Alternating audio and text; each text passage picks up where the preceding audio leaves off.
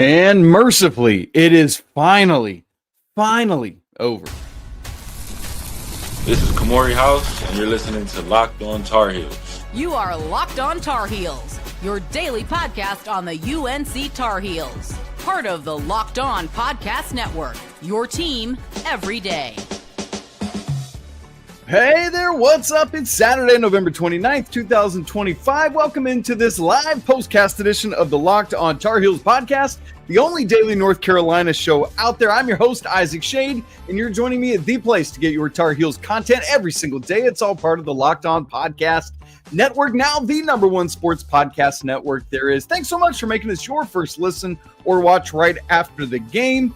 And I want to give a special shout out to all of you everydayers and all the members of the Locked On Tar Heels Discord and our insiders as well. I'm looking over to my side here because Virginia has already clinched one of the spots in the ACC championship game. SMU had this crazy comeback at Cal, took a lead with like 2 minutes to go, and then Cal came back and scored. And so now SMU is trying to kick a field goal to tie it up, send it to overtime, or else I think it's Duke makes the ACC championship game. Ooh, gross. Come on, Mustangs. We need you to pull through. Looks like they're literally about to kick right now. Stick with me. It's a 52-yarder to try to send this thing to overtime. Here's the snap. It's up, not even close. Cal wins. Wow, that's a bummer for SMU. And again, I think that means now the ACC championship game opponents will be Virginia and Duke. What? Welcome to the ACC. North Carolina loses their regular season and, quite frankly, season finale because there will be no bowl game, 42-19 to NC State. That means their record finishes at 4-8 overall and 2-6 in ACC play. Carolina has lost 5 straight to NC State and 8 out of 10 to NC State. What on earth? This is the end of year one of the Bill Belichick era, and I tell you what, there's a lot that's got to happen between now and when we see these Tar Heels on the field again next year. Man. Also, look, game aside, for those of you that were watching on TV and not at the stadium or anything, did you notice how bad the camera work was? Like, ACC Network is kind of off their game in this one. I mean, it was just all over the place. I don't know what it was or what was happening there. Anyway, bad. Also, the entire fourth quarter of the game, I'm sitting there in my house. There's some kind of weird sound that my wife and I have been trying to track down. I don't know. There's an odd sound in my house, and I don't know what it is. And also, for those of you watching in real time, you notice I'm still not back in my podcast studio. We had we returned to some water in the room. It's dried out, thankfully, and now we're going to get me back in there. But of course, right? All of this is happening in real time. Let's get to this game. Okay.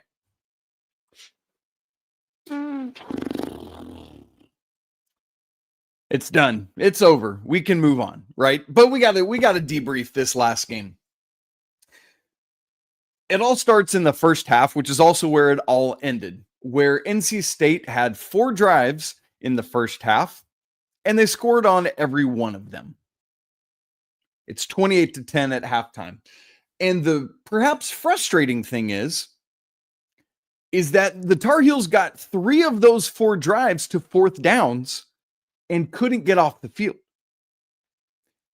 NC State in the first half was 3 of 6 on third downs. All right, you'd like to have it a little bit lower, but whatever, small sample size, you move on. The issue was that all 3 of those third downs they didn't get that went to fourth downs, NC State picked up. 2 of them were short yardage, and the other was a fake punt that Carolina couldn't sniff out. And when you combine that with what happened last week against Duke, remember, was 5 for 6 on fourth down, including their own fake field goal. So over the course of the last 2 games, Carolina's opponents are 9 of 10 on fourth down conversions. What? Yeah, that absolutely happens. And finally, to start the second half, Carolina was able to get off the field on each of NC State's first 2 drives. In fact, they were both 3 and outs. But that was just about it. If we look at the drives for NC State, because obviously, as I said, they were 4 for 4 in the first half. In the second half, there were those 2 3 and outs, but their other 2 drives, aside from the one that ended the game when they could have taken a knee, but I think they're just getting reps for probably seniors or guys that it's their last year. Totally understand that. They're not trying to run it up in that moment. But after those 2 3-and-outs, touchdowns on each of the next 2 drives for NC State. So 8 drives where they were trying, they scored touchdowns on 6 of them. There you go. That's it. Carolina could not start, and it was that big freshman quarterback. He had 4 of those 6 touchdowns himself in this game.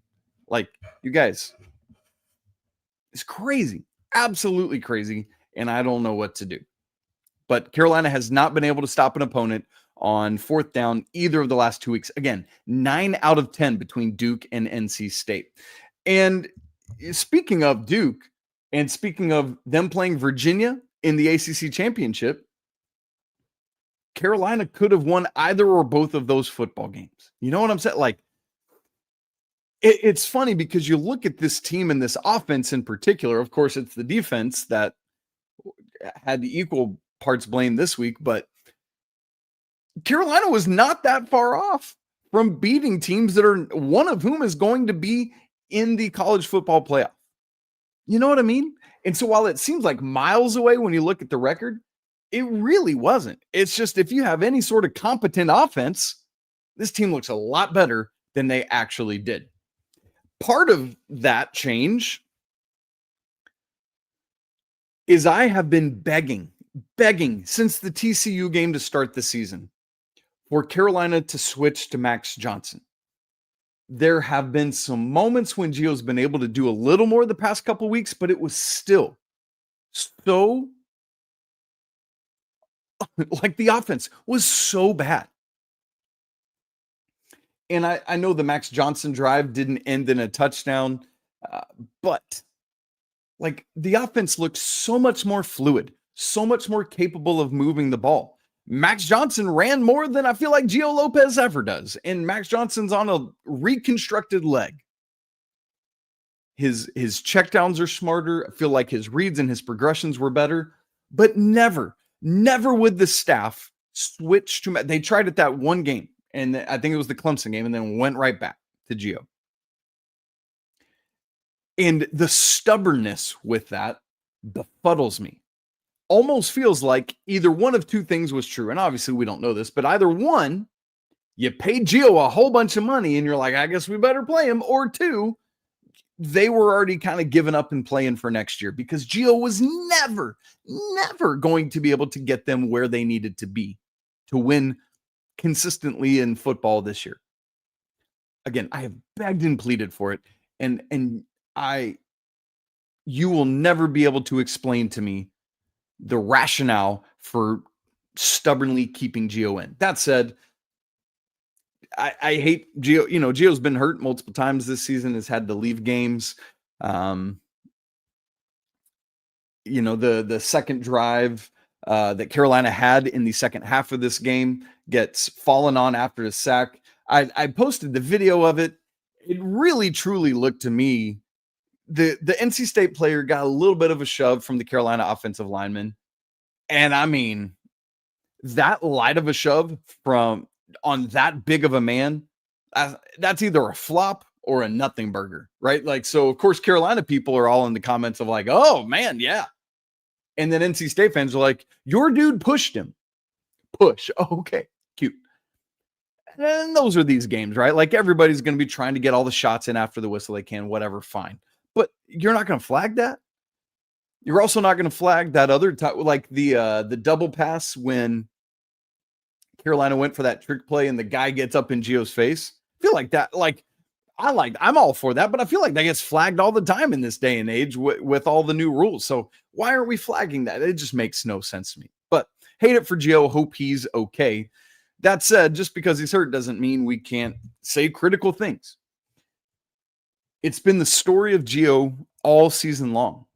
Too slow through the progressions, too slow with his reads, too slow to make a decision and get the ball out. And consequently, all sorts of things happen. There are so many more opportunities to get a good ball, and he just misses them.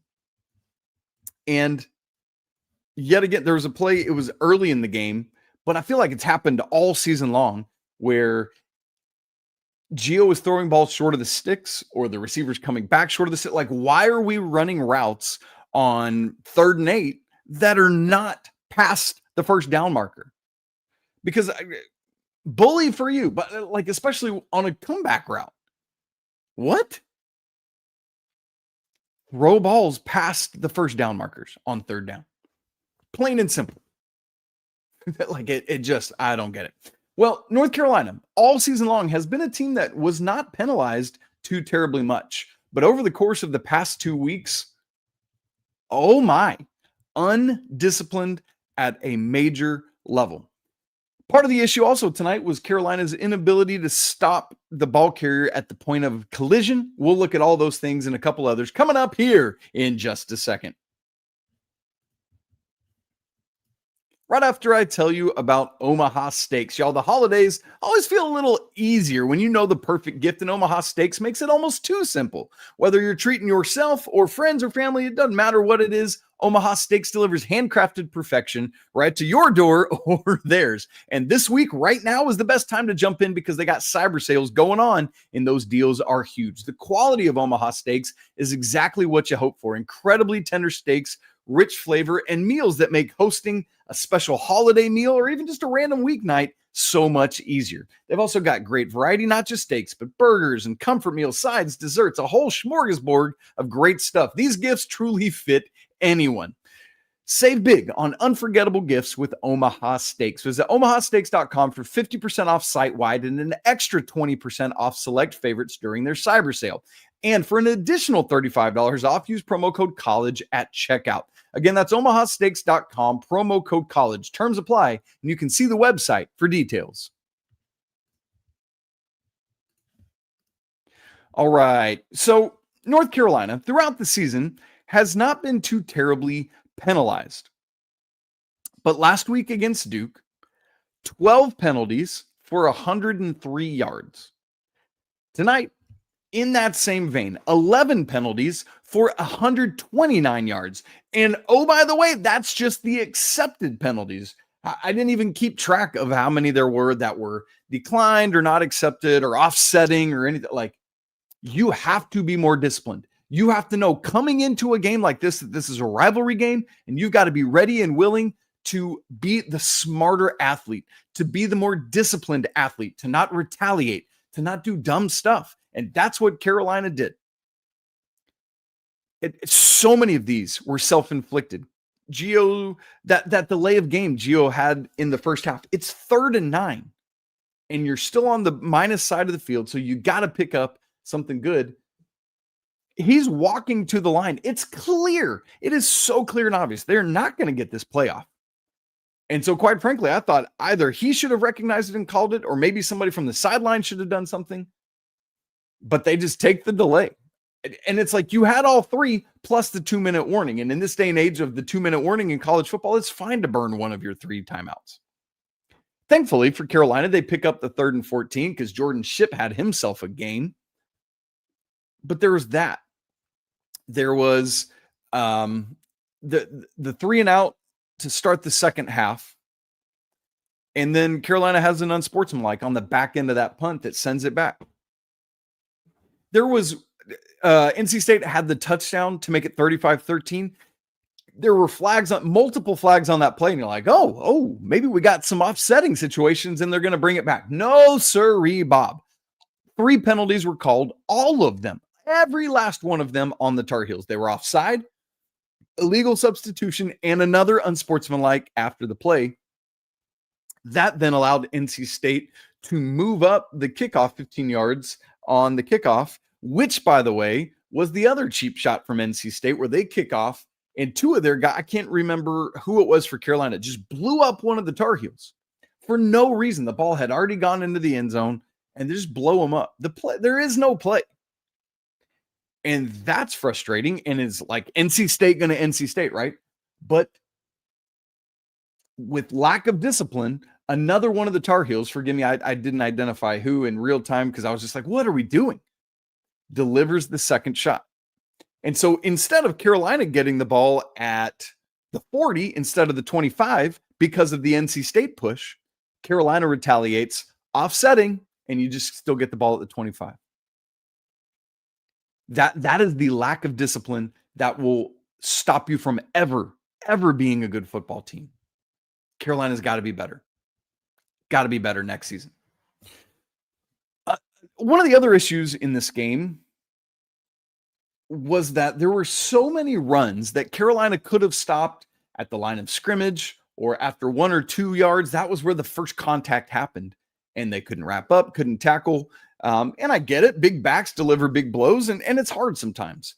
But the consistency with which Carolina allowed what should have been 1 or 2 yard gains to turn into 5 or 6 yard gains, and that might not seem like much, but when it adds up so consistently and you're allowing the opposition to be in 2nd and 5 or 4 instead of 2nd and 8 or 9, that's a whole different ball game and allows their offensive coordinator to call a whole different ball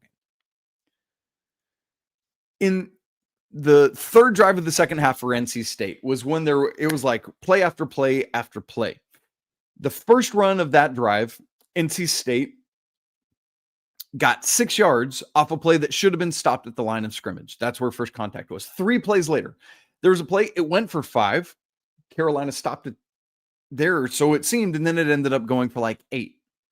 Next play, it should have been down after 2 yards, but it went for 4. Just those little accumulations add up all over the place, and it left Carolina in a really bad play. So that was an issue. Another issue that has been a season-long frustration is with Freddie Kitchens and play calling.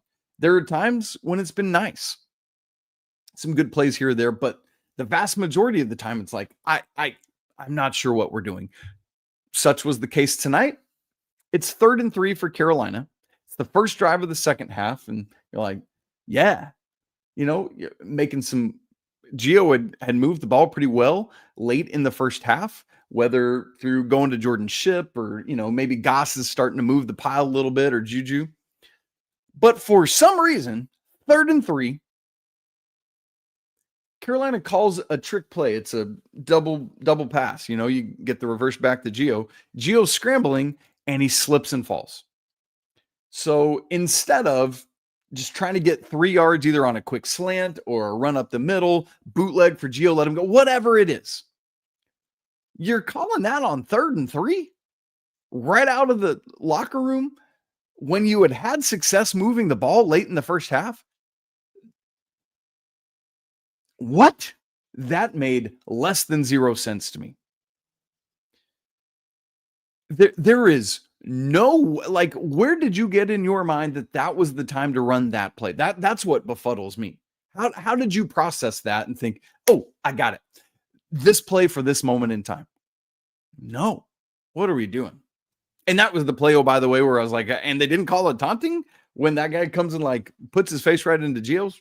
Weird. Anyway, there we go. So there's all of that. And the question then now becomes, all right, so the season's over, dealt with it, 4 wins, 2 ACC wins, one of which was a team that didn't have a quarterback, and the other was Stanford coming to Carolina.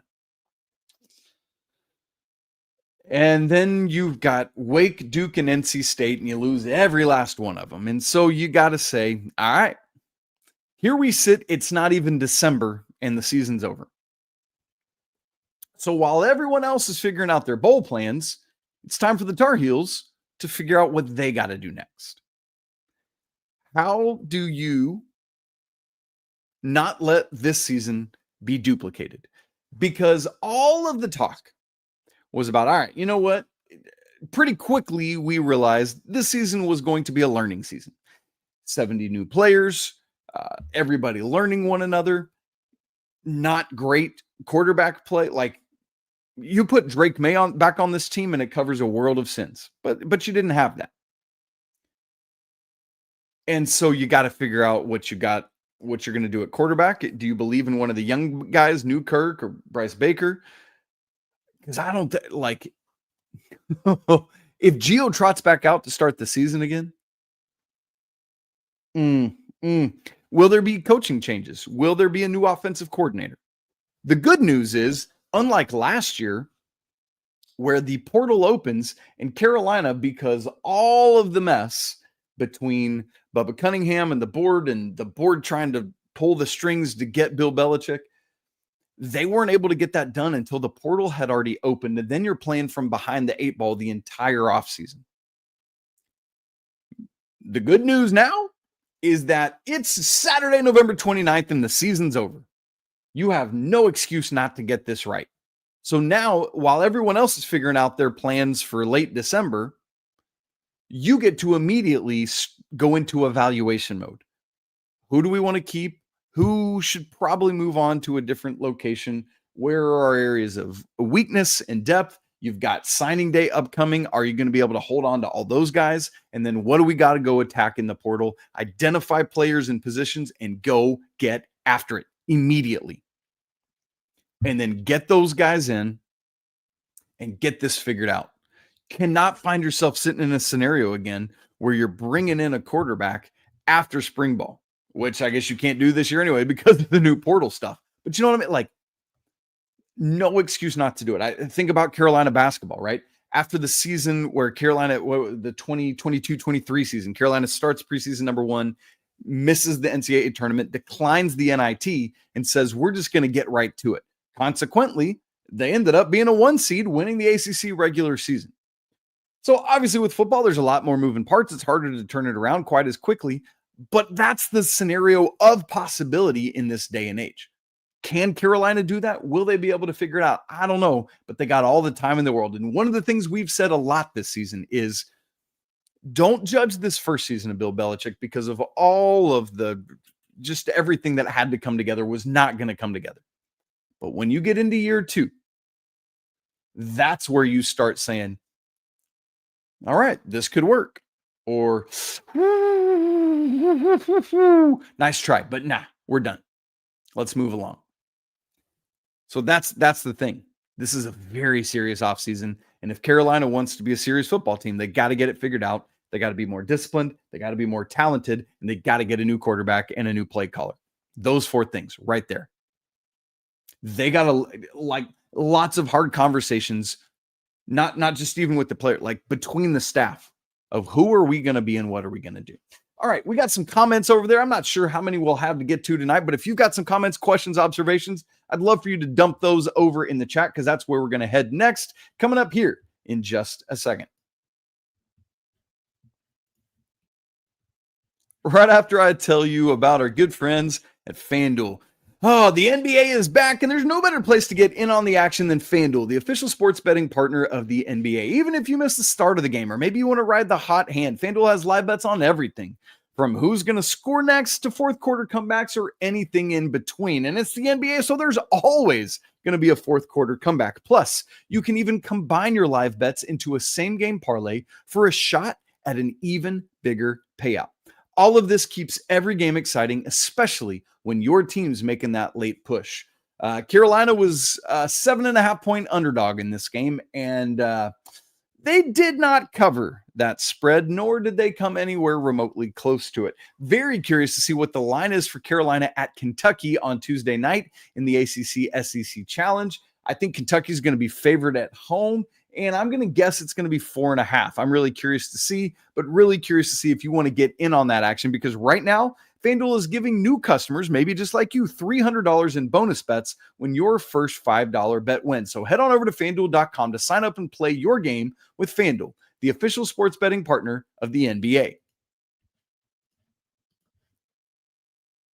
All right, guys, we're going to leave the box score up as we get over to your comments and everything. We're going to start with Knights Say Knee, who's been super active in all the postcasts lately. I love it. I called out who it was yesterday, and he said I got doxxed. So we'll just go with Knights Who Say Knee today, which is hilarious. I'm thinking about all the funny quotes of like, it's just a flesh wound kind of tonight with all the injuries. Anyway, he says, I can't stay up, so I'll just say this.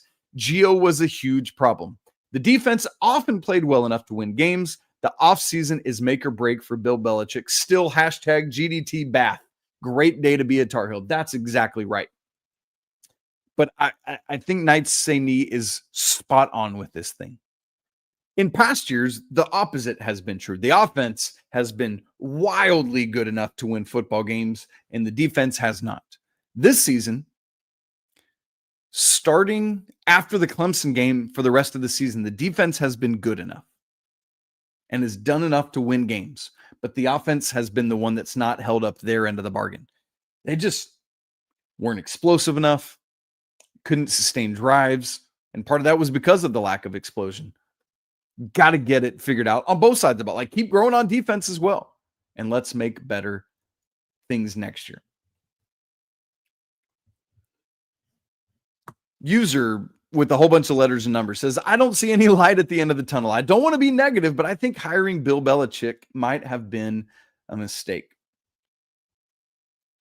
I hear that, and it might be hard to see that light at the end of the tunnel, but it might be there and it might be faint.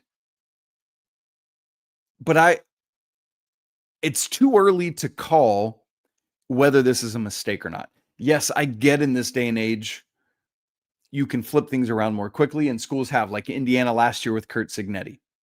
But they were in a better position with getting in sooner and being able to make changes personnel-wise than Carolina was this year. So I hear that, and it might turn out to be true. You might very well be right. But I do believe it's too early to make that call and make that decision yet. And to that point, Sam Gonzalez, our guy, what's up, Sam, says, definitely disappointed in the season, but I'm looking forward to next year because I anticipate a big improvement. And that's the thing for me. I think both of these can be true. I know that both of these can be true. This year was a big disappointment and a big frustration. But now what you got to do is look at the things that need to be improved, both on the field. I say both on the field, off the field, personnel, both coaches and players. And then you go to work on fixing whatever it is, which we know a lot of what that is, and then move forward. Carolina's schedule is tougher next year, and they're going to have to be better. And obviously that's on paper, the schedule's better. So we'll see how that comes together. But I do think there's a lot of possibility for improvement next year. Melinda says, which of the three quarterbacks played with the most passion and intensity? It's got to be Max Johnson because it's his last college football game. I wonder.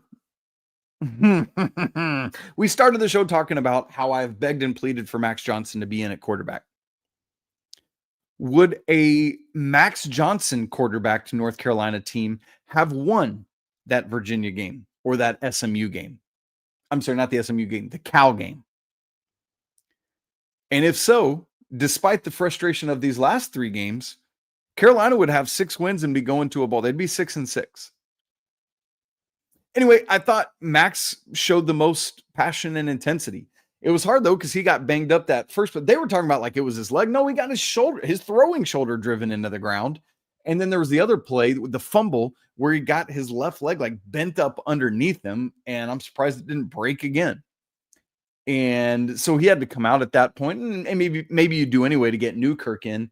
I still don't understand why they never go to Bryce Baker. Like, that befuddles me. Anyway, my answer, Melinda, is Max Johnson. Let's see if we get anything else that we want to get to. I think that's good. All right, you guys, that's where we're going to end it today. It's great to be together. Misery loves company. It's our last therapy session of the season for football, and a season that's seen a lot of them. But I want to thank you all, as always, for being with me. Community of it is so great. But hey, there's a whole bunch of basketball left. We will be live. Yes, I know it's going to be late, but we will be live after the Kentucky game on Tuesday night. Oh, man, that game is so massive for Carolina. They need to go to Rupp, and you would love to win it. But at the very least, you got to show up and ball out. And if you lose that game, a very understandable loss. But then you got to go get the rest of the non-con. You cannot take another. You either need to finish non-con 11-2 or with a win at Rupp 12-1. That's what I'm watching for there. All right, you guys. let's wash this season off of us. I'm wearing this black hoodie because it is the color of, putting something to rest because the season is now dead and we move fully into basketball season. Speaking of which, the ladies won another basketball game today. They go 3-0 down in Cancun. Good stuff. We'll be back together Monday. We will recap more of what's gone on over the weekend and some other stuff. We'll look ahead to the ACC SEC Challenge. We'll do a full Kentucky preview on Tuesday's show and then move on from there. And then Tar Heels are off the rest of the week until next Sunday. So a week from tomorrow, they play Georgetown at home.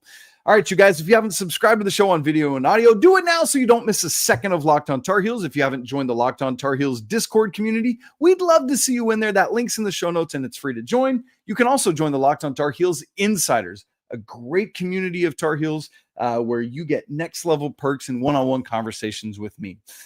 As it was said in the chat, it's still always a great day to be a Tar Heel, even on a frustrating day like this. We'll talk again on Monday, but until then, peace.